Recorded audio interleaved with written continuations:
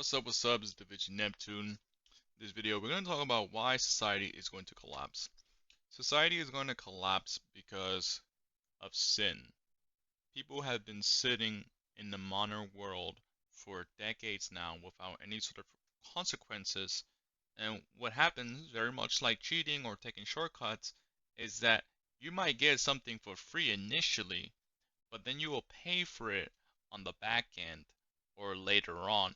And this is what's starting to happen where it's like people keep borrowing, but now people have finally caught on that this is not working, this is not even worth it anymore.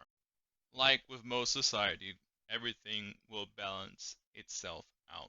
So this is why you see the current trend moving more towards more traditional a way of being. More people are probably going back to church or whatever because people rebelled against the old system for several reasons. Maybe they felt suppressed. Maybe there was some negative experiences with the old system. However, when you compare the old system, the traditional system, with the modern system, today's system, it was just a lot better. There was actually a better structure. People were more classier. People were more happier, more productive. Now there were some, um, like with most systems, there were some, I guess you could say complaints, such as maybe this was too restricting, too limiting.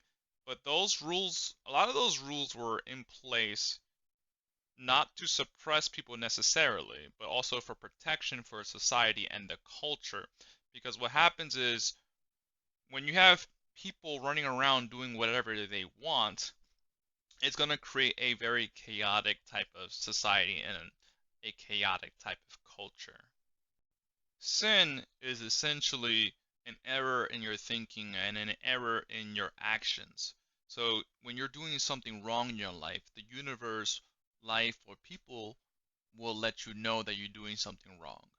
Now, the problem is that there is so many different things that are being reflected to us that we don't always know what exactly is being reflected to us. So sometimes we get negative feedback that's not an accurate representation of what is actually going on. So we have to assess whether that person is accurate or not with the feedback they're giving. So low vibes people will typically try to bring down people that they see who are above them. However, there are some people who are giving constructive criticism that is trying to inform people, okay, that what you're doing is not the best way to go about it or the correct way or whatever. So those people who are giving you constructive criticism, especially in a professional manner, are worth listening to.